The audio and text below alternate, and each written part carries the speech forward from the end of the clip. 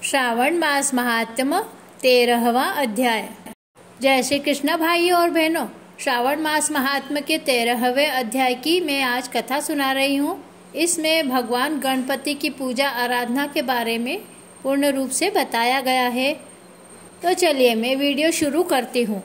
यह कहानी भगवान शंकर सनत कुमार जी को सुना रहे थे। श्री सनत कुमार जी ने भगवान श्री सदाशिव जी से पूछा, हे प्रभु, किस व्रत के करने से अतुल सौभाग्य प्राप्त होता है तथा वह प्राणी पुत्र पौत्र धन और ऐश्वर्य प्राप्त करके सुख भोगता है? हे भगवान, मुझे उन व्रतों में से उत्तम व्रत को भी बतलाइए। यह सुनकर भगवान श्री सदाशिव ने श्री सनत कुमार जी से कहा, त्रैलोक्य प्रसिद्ध दुर्गा गणपति नामक व्रत को, जिसे भगवती पार्वती जी ने श्रद्धा से किया था, उसका वर्णन किया है।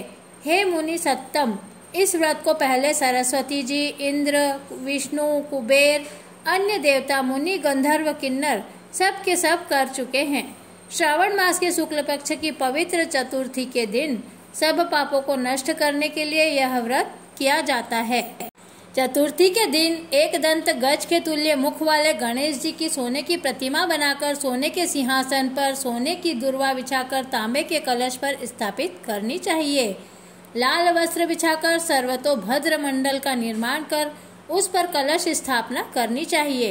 लाल फूलों या 5 पल्लवों, अपामार्ग, शमी, दुर्वा, तुलसी, बिल्वपत्र, ऋतुकाल में होने वाले अन्य सुगंधित फूलों तथा नाना प्रकार के फलों आदि का नैवेद्य रखकर षोडशोपचार से गणेश की पूजा करके प्रार्थना करनी चाहिए। मैं इस स्वर्ण निर्मित प्रतिमा में विघ्नेश का आवाहन करता हूँ। यहाँ पर कृपानिधि आवे रत्नों से जड़ित उत्तम सोने का सिंहासन आसन के लिए देता हूँ। आप इसे स्वीकार कीजिए। हे उमासुत, हे विश्वव्यापीन, हे सनातन, आपको नमस्कार है। मेरे विघ्न समूह का नाश कीजिए। आपको यह पाद्य देता हूँ। हे भगवान, आप गणेश्वर हैं, उमापुत्र विधाता हैं। आपके लिए इस अर्घ को देता हूँ। हे भगवान, आप इसे स्वीकार कीजिए। विनायक वरद गणेश जी को नमस्कार है, नमस्कार है। हे भगवान, आपको आचमनी देता हूँ। हे सरपुंगव, प्रार्थना करके सब तीर्थों का जल आपके लिए लाया हूँ। ऐसे जल को आप स्वीकार कीजिए। सिंदूर केसर से रंगे हुए आपके लिए 2 वस्त्र दिए हैं। आपको नमस्कार है। हे उमा मंगल संभूत, आप सब विघ्नों का नाश करने वाले हैं। हे लंबोदर देव, इस चंदन को आप स्वीकार कीजिए। हे सुरश्रेष्ठ, लाल चंदन चर्चित इन अक्षतों को मैंने भक्ति से चढ़ाया है। सुरश्रेष्ठ, इसे आप स्वीकार करें। चंपक, केतकी, जपा फूलों से मैं गौरी व्रत की पूजा करता हूँ। मुझ पर प्रसन्न होइए। लोकों के अनुग्रह के लिए तथा दानवों के यथार्थ एक दंत यह आपका पतवार है। हे भगवान, प्रसन्नता पूर्वक इस धूप को आप स्वीकार कीजिए। सर्वज्योति प्रकाशक, सर्व सिद्धि देने वाले आप महादेव के आत्मज हैं। इस दीपक को मैं आपके लिए देता हूँ। आपको नमस्कार है। गणनान्त्वा, इस वैदिक मंत्र से लड्डू आदि तथा चतुर्विध अन्नों को और खीर, लड्डू आदि कपूर तथा इलायची युक्त पान आदर से मुख में रखने के लिए दे रहा हूँ। अतः आप मुझे शांति दे। हे गणेश्वर, हे गणाध्यक्ष, हे गजानन गौरी पुत्र, मेरा व्रत आपके प्रसाद से परिपूर्ण हो। इस प्रकार अपने वैभव के विस्तार हेतु विघ्नेश की पूजा करके सामग्री सहित आचार्य एवं गणाध्यक्ष से यह प्रार्थना करें, हे भगवान, हे ब्रह्म गणराज, इसे आप दक्षिणा सहित स्वीकार करें। आपकी कृपा से मेरा यह व्रत पूर्ण हो। जो मनुष्य 5 वर्ष तक यह व्रत करके उद्यापन करता है, वह इस लोक में अपने सब मनचाहे पदार्थों को प्राप्त करके अंत में शंकर के लोक को प्राप्त करता है। यदि इस व्रत को 3 वर्ष तक करे तो सब सिद्धियों को प्राप्त कर लेता है और अंत में उसको शंकर के लोक की प्राप्ति होती है। इस उत्तम व्रत को जो प्राणी उद्यापन के बिना करता है, यथाविधि पूरा वर्ष व्रत करने पर भी सब न करने के समान अर्थात निष्फल हो जाता है। उद्यापन के दिन तिलों द्वारा स्नान करना चाहिए।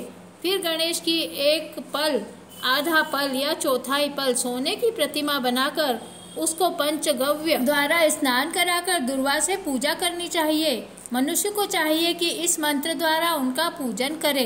हे गणाधीश उमापुत्र अघनाशन, आपको नमस्कार है। हे विनायक, हे ईशपुत्र, हे सर्वसिद्धि प्रदायक, हे हेमवक्त्र, हे मूषक वाहन, हे कुमार गुरो, आपको नमस्कार है। इन सभी नामों से अलग अलग पूजा करनी चाहिए। पहले दिन अधिवासन करना चाहिए और दूसरे दिन प्रातःकाल हवन करना चाहिए। ग्रह होम कर दुर्वा तथा लड्डू से प्रधान होम करना चाहिए। दुर्वा तथा लड्डू के प्रधान होम के पश्चात पूर्णाहुति करके आचार्य आदि ब्राह्मणों का अर्चन करें। अपनी शक्ति के अनुसार अधिक दूध देने वाले गाय बछड़े सहित दान करें। हे सनत कुमार, ऐसा व्रत करने से मनुष्य सभी कामनाओं को पूर्ण कर लेता है। शंकर भगवान ने श्री सनत कुमार से कहा, हे वत्स, मैं अपने प्रिय पुत्र के व्रत करने वाले पर प्रसन्न होकर उसे भूमि के सब सुखों को दे देता हूँ। अंत में उसकी सद्गति भी करता हूँ। जैसे कि शाखा प्रशाखाओं द्वारा दुर्वा वृद्धि को प्राप्त होती है, वैसे ही पुत्र पौत्र आदि संतति की वृद्धि होती है। हे सनत कुमार, मैंने यह गुप्त दुर्वा गणपति व्रत आपसे कहा है। यह अत्यंत उत्तम है। इसे सुख की इच्छा वाले मनुष्य को अवश्य मेव करना ही चाहिए।